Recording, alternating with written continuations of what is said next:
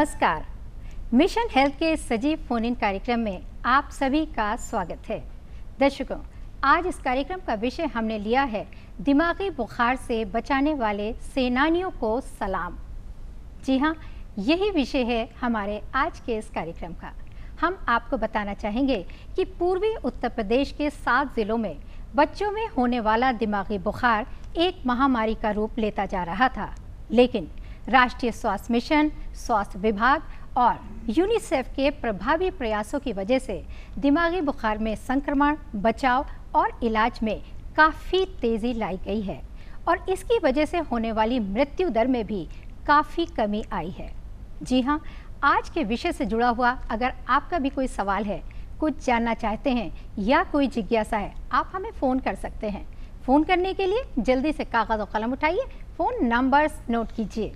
Phone numbers इस प्रकार से हैं 0522-220-5756, दूसरा नंबर 0522-2288-698, एक नंबर और नोट कीजिए 0522-4076-802।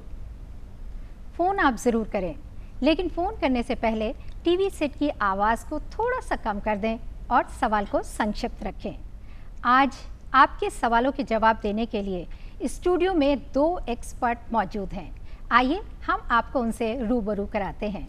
सबसे पहले मैं आपकी मुलाकात करा रही हूँ डॉक्टर अभिषेक मिश्रा से।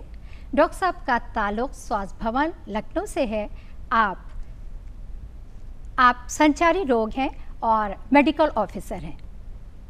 और अब मैं आपकी मुलाकात कराने जा रही हूँ डॉक्टर निर्मल सिंह से। डॉक्टर साहब का ताल्लुक यूनिसेफ लखनऊ से है और आप हेल्थ ऑफिसर हैं। आप दोनों एक्सपर्ट का हमारे स्टूडियो में बहुत बहुत स्वागत है। डॉक्टर अभिषेक, ये हमारा लाइव फोन इन प्रोग्राम है, तो जाहिर सी बात है कि कॉलर्स के फ़ोन आने शुरू हो जाएंगे, लेकिन सबसे पहले मैं आपसे ज़रूर मुखातिब होना चाहूँगी और ये जानना चाहेंगे कि ये जो दिमागी बुखार है, इसका जो संक्रमण फैलता है और इसकी वजह से जो मृत्यु दर होती है शिशुओं की, इसमें योजनाएं, सुविधाओं और सेवाओं की क्या भूमिका है? देखिए, बहुत अच्छा आपने प्रश्न किया है। सबसे पहले तो आपको मैं संक्षेप में बताना चाहूँगा कि वर्तमान में शिशु मृत्यु दर कम करने के लिए, दिमागी बुखार से बच्चों को रोकने के लिए समय समय पर सरकार विभिन्न प्रकार के योजनाओं को चलाती रहती है।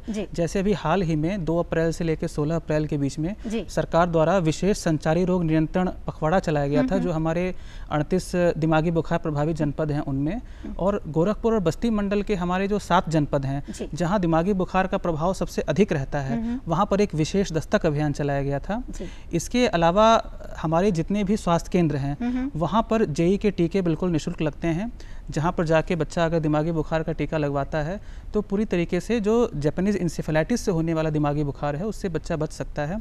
इसके अलावा जैसे जैसे जब हम कोई उच्चीकृत सुविधा लेते हैं, अगर हम अपने बच्चे का इलाज एक ऐसे चिकित्सालय में करवाते हैं जहाँ पर जो चिकित्सक हैं वो दिमागी बुखार से लड़ने के लिए पूरी तरीके से ट्रेंड हैं, वहाँ पर जो स्टाफ है वो दिमागी बुखार से पूरी तरीके से लड़ने के लिए ट्रेंड है, प्रॉपर इक्विपमेंट्स हैं, प्रॉपर फैसिलिटीज़ हैं, तो निसंदेह रूप से बच्चे का इलाज और बच्चे का जो एक समेकित देखभाल है वो ज़्यादा बेहतर तरीके से होता है, बनस्पत इसके कि बच्चे को जब हम किसी ऐसी जगह लेकर के जाते हैं जहाँ पर जो इलाज करने वाले व्यक्ति हैं वो उतने सक्षम नहीं हैं, उतने ट्रेंड नहीं हैं, तो निसंदेह रूप से अगर हम किसी भी गवर्नमेंट हॉस्पिटल्स में जाते हैं या जो हमारे हाईली ट्रेंड गवर्नमेंट डॉक्टर्स हैं, गवर्नमेंट पैरामेडिकल स्टाफ हैं, जब हम उनके माध्यम से, जब हम उनके द्वारा बच्चे का समुचित इलाज करवाते हैं तो जो आउटकम होता है निसंदेह वो काफ़ी बेहतर होता है, बनस्पत इसके जब हम बच्चे का इलाज किसी ऐसी जगह करवाते हैं जहाँ पर ये सुविधाएं समुचित रूप से उपलब्ध नहीं हो पाती हैं। तो जी हाँ, हम कहना चाहेंगे कि सरकार के द्वारा बहुत सारी स्वास्थ्य सेवाएं और सुविधाएं मुहैया कराई जा रही हैं। आप इन सुविधाओं का लाभ उठाइए और स्वस्थ रहिए। और इस वक्त एक कॉलर जुड़ गए हैं, चंद्रशेखर जी हैं। हेलो। स्वागत है आपका मिशन हेल्थ कार्यक्रम में, पूछिए सवाल। जी, मैं बहराइच से बोल रहा हूँ, चंद्रशेखर अवस्थी एडवोकेट। जी, दिमागी बुखार के लक्षण क्या होते हैं, बचाव के कार्य क्या हैं और इससे आने से पूर्व क्या लक्षण तो दिखाई देते हैं बच्चों में, और इसको बचाने के लिए क्या करना चाहिए, तथा हमारे यहाँ मान लीजिए कहीं पर अगल बगल कोई अच्छे डॉक्टर नहीं है या हेल्थ केयर नहीं है तो क्या करना चाहिए। जैसे हमारे यहाँ बहराइच में राजकीय चिकित्सालय है, वहाँ पर डॉक्टर के वर्मा जी हैं। अच्छा, मैं समझ गई हूँ आपके सवाल को। डॉक्टर साहब बताइए क्या कहना चाहेंगे। एक तो लक्षण जानना चाह रहे हैं और अगर कोई समस्या हो जाती है तो बताइए। देखिए, बहुत अच्छा आपने पूछा। आपने 2-3 सवाल पूछे हैं, मैं संक्षेप में एक एक करके सबका जवाब देता हूँ। पहले आपने पूछे कि दिमागी बुखार के क्या लक्षण होते हैं। देखिए, दिमागी बुखार के जो प्रारंभिक लक्षण होते हैं, जैसा कि नाम से ही है कि पहले बच्चे को बुखार आता है और सही समय पे अगर समुचित बुखार का इलाज न किया जाए तो धीरे धीरे ये जो बुखार होता है सामान्य बुखार ही परिवर्तित होकर दिमागी बुखार हो जाता है। जो प्रारंभिक लक्षण होते हैं उसमें सर दर्द होना, चिड़चिड़ाहट, बुखार आना, कई बार भयंकर सर दर्द वगैरह व्यक्ति को हो सकता है और सही समय पे अगर इलाज न किया जाए तो बाद में जाकर के दौरे पड़ना, कोमा, डेथ, ये सब चीज़ें हो सकती हैं।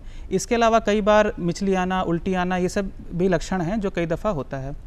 दूसरा आपने पूछा कि अगर हमारे आसपास कैसे हम पहचानें, आपने पूछा कि कैसे हम पहचानें कि कोई भी अगर बुखार है तो वो दिमागी बुखार में परिवर्तित होगा या नहीं होगा, या दिमागी बुखार शुरू होने से पहले ही हम कैसे जान पाएँ। देखिए, ऐसा कोई भी तरीका नहीं है जिससे कि आप ये जान पाएँ कि किसी व्यक्ति को दिमागी बुखार होगा या किसी को बुखार नहीं होगा। इसीलिए जैसे ही किसी भी बच्चे को बुखार होता है आप तुरंत उसको जो भी नज़दीकी सरकारी अस्पताल है वहाँ पर आप लेकर के जाएं। तीसरा आपने पूछा था कि अगर मान लीजिए कि जहाँ हम रह रहे हैं वहाँ पर अगर चिकित्सकीय सुविधा उपलब्ध नहीं है या कुछ दूरी पर उपलब्ध है तो हम क्या करें। देखिए, सबसे पहले तो अगर किसी बच्चे को बुखार आ रहा हो तो उसको आप सामान्य जो पानी होता है उससे बच्चे का आप स्पंजिंग कर दें। बच्चे को आप जो है दाईं करवट लिटाएं। अगर बच्चे को बहुत तेज़ बुखार आ रहा हो तो आप किसी भी तरीके का, या बच्चा अगर मान लीजिए बेहोश है, बच्चा कुछ अगर नहीं बोल रहा है तो किसी भी तरह के खाने पीने की चीज़ें बच्चे के मुंह में आप न डालें। बिना चिकित्सकीय परामर्श के कोई भी दवा वगैरह बच्चे को न दें। तुरंत आप 108 पर फ़ोन करें। अगर बच्चा 1 साल से छोटा है तो 102 पर फ़ोन करें। वो आपको जो भी नज़दीकी स्वास्थ्य केंद्र होगा वहाँ पर वो ले जा करके जो समुचित इलाज होगा वो करवा देंगे। चंद्रशेखर जी, हम उम्मीद करते हैं कि आपको आपके सवाल का जवाब ज़रूर मिल गया होगा। Thank you so much. Doctor Nirmal Singh, मैं आपसे जानना चाहूँगी कि जो प्रभावी प्रदेश है जहाँ पे दिमागी बुखार का प्रकोप ज़्यादा हो सकता है, तो वहाँ पे लोगों को जागरूक करने के लिए किस तरह के प्रयास किए जा रहे हैं? जी, जैसा कि अभी डॉक्टर अभिषेक ने भी बताया कि उत्तर प्रदेश के 2 जनपद बस्ती और गोरखपुर मंडल, जो जिनको हम कहते हैं 2 डिवीज़न जो हैं, उसके इन 7 जिलों में सबसे ज़्यादा इस प्रभावित क्षेत्र रहे हैं। तो इन जनपदों में सबसे ज़्यादा महत्वपूर्ण कार्य जो किया है वो सरकार के द्वारा किया गया है। जी, सरकार के सबसे प्रथम स्वास्थ्य विभाग के द्वारा उन्होंने इसमें सबसे ज़्यादा अपना अमूल्य योगदान दिया है। इसको मैं एक एक करके कुछ बातों को इनोमरेट करना चाहूँगा ज़रूर, कि जो स्वास्थ्य कार्यकर्ता हैं, चाहे वो हमारे मेडिकल ऑफिसर हों, चाहे उसके नीचे जो स्वास्थ्य कार्यकर्ताएँ हैं, ANM हैं और जो आशा हैं, इन सभी की इस पूरे मिशन के संदर्भ में एक कैपेसिटी बिल्डिंग की गई है। और मेडिकल ऑफिसर्स को कि किस तरह से जो भी JE और AES के केस आते हैं उनको किस तरीके से उनका उपचार किया जाना है, ANM का क्या रोल होगा उसको ट्रेन किया गया है टीकाकरण के संदर्भ में एवं अन्य जो समुदाय में जो गतिविधियाँ करानी है उसके संदर्भ में। आशा का जो सबसे महत्वपूर्ण रोल है जागरूकता फैलाने में, तो इसमें सबसे महत्वपूर्ण भूमिका सरकार की रही है। इसके साथ साथ जो सहयोगी संस्थाएं हैं, जिसमें से यूनिसेफ है, WHO है और अन्य संस्थाएं भी हैं, इनका भी तकनीकी स्तर पर हर लेवल पर इनका योगदान रहा है। सोशल मोबिलाइजेशन नेटवर्क जो यूनिसेफ का है वो भी सामुदायिक स्तर पर, ब्लॉक स्तर पर और जिला स्तर पर समन्वय का कार्य करता है एवं जो भी तकनीकी प्रशिक्षण होते हैं या और गतिविधियां होती हैं उनकी क्वालिटी की भी मॉनिटरिंग करता है। तो ये सारे सामूहिक प्रयास के द्वारा ही हम आज इस चरण पे पहुंच पाए हैं कि हम मिशन को एक लेवल तक ला पाएँ। जी, यानी कि जानकारी जितनी ज़्यादा हो, जागरूकता और बढ़ाई जाए तो हम इस पर काबू कर सकते हैं। जी बिल्कुल। जी हाँ, हमारे एक्सपर्ट का कहना है कि जानकारी की कमी है, जागरूकता की ज़रूरत है, सावधानी बरतें और इस बीमारी से बचें। और इस वक्त एक कॉलर जुड़ गए हैं, नंद स्वरूप मिश्रा जी। हेलो। हेलो जी, स्वागत है आपका। हाँ, नमस्ते मैडम, मेरा नाम नंद स्वरूप मिश्रा। नमस्ते, पूछिए सवाल। मेरे कहावत कहने कि बरसात हो या जाड़ा, गर्मी सब तो भाता है, टेंशन तो जब बढ़ जाती है जब घर में किसी को दिमागी बुखार आता है। तो जो ग्रामीण क्षेत्र के बच्चे होते हैं, अगर किसी को दिमागी बुखार हो गया है, अन्य बच्चे अगर उसके संपर्क में आते हैं तो उनको किस प्रकार से अलग रखें, उनका किस प्रकार रख रखाव रखें, जिससे जो बचे हुए बच्चों को तो हम बचा सके, उसके कौन से उपाय हैं? बताइए, आप लोग जो भी बताना चाहें। देखिए, मैं डॉक्टर अभिषेक से भी कहूँगा कि इस पे और वो अपने विचार व्यक्त करें। जी देखिए, जहाँ तक मैं आपके प्रश्न को समझ पाया हूँ कि आप शायद ये पूछना चाहते हैं कि किसी बच्चे को अगर दिमागी बुखार हो गया है तो परिवार में अगर अन्य बच्चे हैं तो क्या ऐसा तो नहीं कि अन्य बच्चों को भी दिमागी बुखार हो सकता है, और अगर ऐसा होता है तो बाकी बच्चों को बचाने के लिए हम क्या करें। तो इसमें मैं ये कहना चाहूँगा, देखिए दिमागी बुखार कोई ऐसी बीमारी नहीं है जो कि छूने से, साथ बैठने से, साथ सोने से फैलती हो। हाँ, ये बात ज़रूर है कि अगर किसी बच्चे को दिमागी बुखार हुआ है तो इसका एक परोक्ष मतलब ये होता है कि वो बच्चा जहाँ पर निवास कर रहा है, जहाँ उस बच्चे का घर है, वहाँ पर आसपास कहीं ना कहीं जलभराव है, साफ़ सफाई की समुचित व्यवस्था वहाँ पर आसपास नहीं है। बहुत संभव है कि वो बच्चा मच्छरदानी का प्रयोग ना करता हो, या संभव है बच्चे को टीके न लगे हों। तो एक अगर ओवरऑल हम बात करें तो अगर कोई ऐसा बच्चा है जिसको कि दिमागी बुखार डायग्नोस्ड है, जिसको दिमागी बुखार हुआ है, तो सबसे पहले तो घर में और जो आवासीय परिवेश है जहाँ बच्चा रह रहा है वहाँ समुचित साफ़ सफाई रखें। इस बात का ध्यान रखें कि वहाँ नालियों में पानी न जमा हो, नालियाँ ढकी हुई हों। इस बात का भी ध्यान रखें कि जो पेयजल है वो या तो जो सरकारी पेयजल की सप्लाई अगर आपके यहाँ हो रही है तो उससे आप जल ग्रहण करें, या अगर आप कहीं हैंडपम्प से ले रहे हैं तो जो इंडिया मार्क का 2 हैंडपम्प हैं उनसे आप पानी पिएँ। झाड़ी वगैरह आसपास घर के जो जंगली झाड़ियाँ हैं उनकी नियमित रूप से कटाई करते रहें। चूहे छछूंदर जो वगैरह जो हैं इनसे आप बचाव करें। ये देखें कि घर के अंदर आपके चूहे छछूंदर ये सब बहुत अधिक ना हो। घर के आसपास कहीं पर अगर जानवर बाड़े वगैरह हैं तो उनको प्रयास करके घर से थोड़ा दूर रखें, उनकी नियमित साफ़ सफाई करें, पूरे कपड़े पहने, मच्छरों से बच करके रहें, मच्छरदानी का प्रयोग करें। तो ये सब कुछ चीज़ हैं जिनको अपना करके हम अपने घर के अन्य बच्चों को दिमागी बुखार से बचा सकते हैं। नंद स्वरूप मिश्रा जी, फ़ोन करने के लिए बहुत बहुत शुक्रिया। डॉक्टर साहब, जैसा कि आज का हमारा विषय है कि दिमागी बुखार से बचाने वाले सेनानियों को सलाम, तो जन समुदाय की कितनी महत्वपूर्ण भूमिका है, आइए देखते हैं। जी हाँ, आप भी हमारे साथ देखिए। दिमागी बुखार या एंसेफेलाइटिस से बचाव, संक्रमण की रोकथाम और नव की बीमारी से होने वाली शिशु मृत्यु दर में कमी लाने में जन सामान्य की भूमिका महत्वपूर्ण है। देवरिया जिले के रामपुर कारखाना ब्लॉक के पोखरभिंडा ग्राम पंचायत के प्रधान तौकीर अहमद ने अपने गांव को दिमागी बुखार के संक्रमण से मुक्त करने में पीने के साफ पानी की आवश्यकता को समझा। गांव के सभी उतले पानी वाले हैंडपंपों की जगह गहरे शुद्ध जल वाले इंडिया मार्क 2 वाले हैंडपंप लगवाए। उसके चारों तरफ सीमेंट का चबूतरा बनवाया। पेयजल का क्लोरीन से शुद्धिकरण करवाया। यही नहीं, दिमागी बुखार फैलाने वाले मच्छरों को मारने के लिए फॉगिंग करवाई और गांव के 80% घरों में शौचालय का निर्माण करवाया है। संत कबीर नगर के समरियावा ब्लॉक के ग्राम खुरियावा की आंगनबाड़ी कार्यकर्ती बिंद्रावती बच्चों को पोषाहार वितरण, टीकाकरण और नियमित गृह भ्रमण करती हैं। अति कुपोषित यानी बहुत कमजोर बच्चों का सरकारी अस्पताल में इलाज करवाती हैं। बच्चों के स्वास्थ्य के प्रति परिवार वालों को जागरूक करने के लिए गोद भराई और अन्नप्राशन जैसे कार्यक्रम आयोजित करती हैं। गोरखपुर के सरैया तिवारी गांव की कक्षा 8 की छात्रा मंजू, जैदपुर की कुसुम, महाराजगंज के बैरवा बेरकटा गांव की सीमा यादव सभी मच्छर से बचाव के लिए मच्छरदानी लगाने का प्रचार करती हैं। सीमा तो पुरानी साड़ियों से मच्छरदानी बनाकर दूसरों को देने में लगी हुई है। ये कहानियां सिर्फ कहानियां नहीं हैं, ये सच्चाइयां हैं कुछ उन अनजाने अनचिन्हे दिमागी बुखार से लड़ने वाले सिपाहियों की, जिनके छोटे छोटे मगर महत्वपूर्ण प्रयासों को सराहने, अनुसरण करने और सलाम करने का मन करता है। दिमागी बुखार, इंसेफेलाइटिस या नव की बीमारी से लड़ने वालों को मिशन हेल्थ का सलाम। देखा आपने कि जन समुदाय कितना जागरूक है, तो फिर आप क्यों नहीं, आप भी जागरूक बनिए। डॉक्टर साहब, जैसा कि हमने देखा कि जन समुदाय इतना जागरूक हो रहा है, तो इस बारे में आप क्या कहना चाहेंगे, कुछ बताना चाहेंगे? बिल्कुल, देखिए मैं यही कहना चाहूँगा कि दीप से दीप जलाएं, एक को एक बताएं।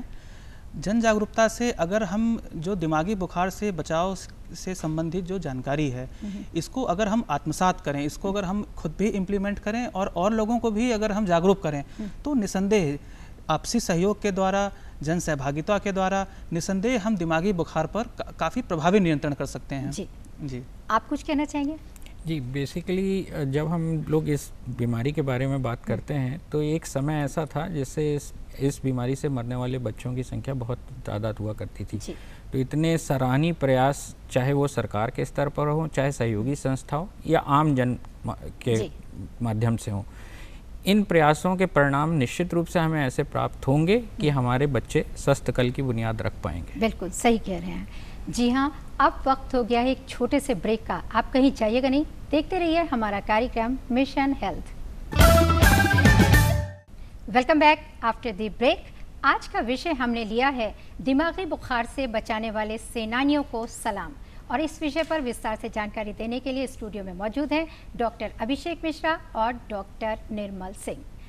डॉक्टर अभिषेक, मैं आगे आपसे जानना चाहूँगी कि दिमागी बुखार से बच्चों को बचाने के लिए, उससे लड़ने के लिए किस तरह के मतलब मैं ये जानना चाहूँगी कि क्या क्या प्रयास किए जा सकते हैं, चाहे वो व्यक्तिगत हो या सामूहिक स्तर पर? देखिए, सबसे पहले तो जैसा मैंने पहले भी बताया, एक एक करके अगर हम बात करें तो पहले व्यक्तिगत स्तर पे हम क्या कर सकते हैं, उनकी थोड़ी सी चर्चा करते हैं।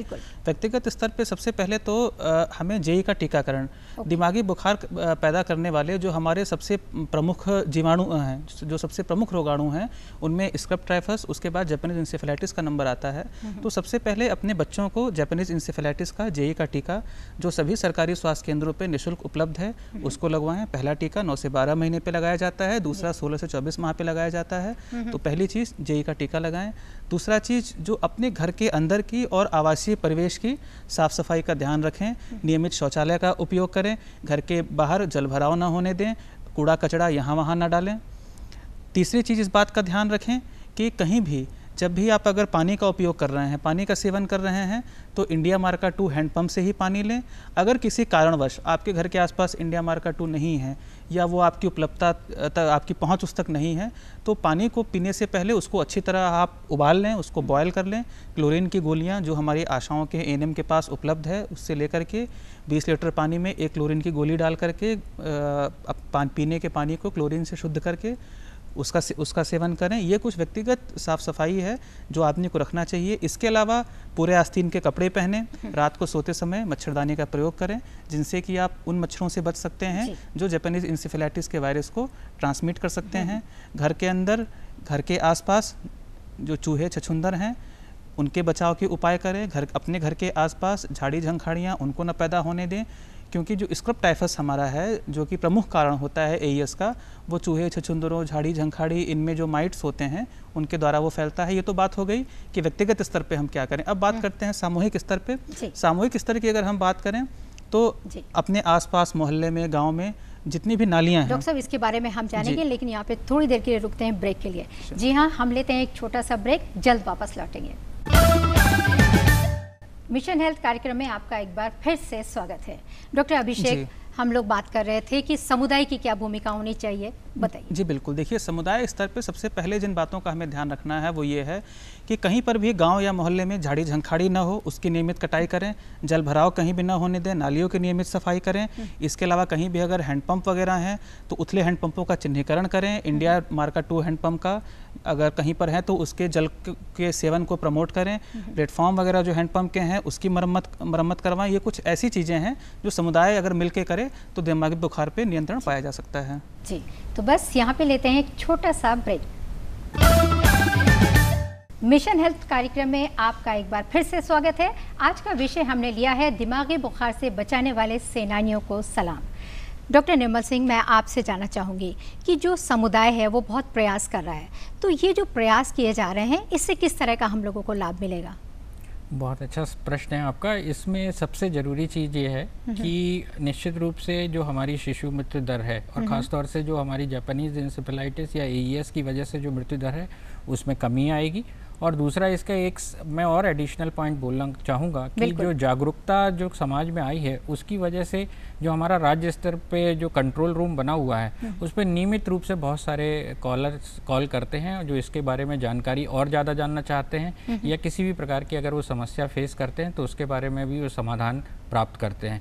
तो ये हमारे इस प्रयासों का एक फल के रूप में अभी तक चिन्हित किया गया है और निश्चित रूप में आगे आने वाले समय में इसके अच्छे परिणाम प्राप्त होंगे। बहुत ही महत्वपूर्ण आपने जानकारी दी है। जी हाँ, हम आपसे कहना चाहेंगे कि डॉक्टर ने आपको जो महत्वपूर्ण जानकारी दी है आप उसका पूरा लाभ उठाइए और दूसरों को भी बताइए ताकि आप सभी लोग पूरी तरह से स्वस्थ रह सकें। और अब चलते चलते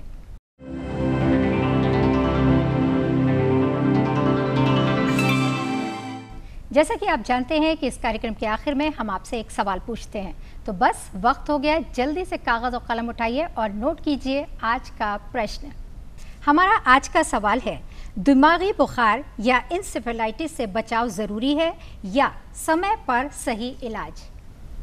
जी हाँ, इस सवाल का जवाब आप हमें जल्द से जल्द डाक या ईमेल के ज़रिए भेज सकते हैं। इसके लिए नोट कीजिए आप हमारा पता और ईमेल। हमारा पता है प्रस्तुतकर्ता मिशन हेल्थ, कमरा नंबर 205, दूरदर्शन केंद्र, 24 अशोक मार्ग, लखनऊ 226001 और हमारा ईमेल आईडी है missionhealth.tdupLko@gmail.com। आप हमें ख़त ज़रूर लिखें, हमें आपके ख़त का बेसब्री से इंतज़ार रहेगा। और इसी कामना के साथ आप सभी लोग स्वस्थ रहें, सुखी रहें, हंसते रहें, मुस्कुराते रहें और मिशन हेल्थ कार्यक्रम ज़रूर देखते रहें। इसी के साथ डॉक्टर अभिषेक मिश्रा और डॉक्टर साहब निर्मल सिंह, मैं आप दोनों का बहुत बहुत स्वागत करती हूँ, बहुत बहुत शुक्रिया अदा करती हूँ कि आप स्टूडियो में आए और हमारे व्यूअर्स को इतनी इंपॉर्टेंट जानकारी दी। Thank you so much.